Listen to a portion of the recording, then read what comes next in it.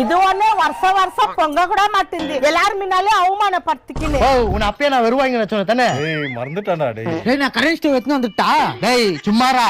பத்த வைக்கிறா என்னமா சீக்கிரம் பொங்க வைமா. வருஷம் இது தலையில குடுக்காதமா. டேய் நானே பத்த வச்சின் தானே டேக்குறேன். அது பொங்கலனா நான் என்ன பண்ணிட்டோ சொல்லு. ஏக்கா போன வருஷம் நான் பொங்க வைக்கும் போது 5 நிமிஷத்துல பொங்கிச்சு.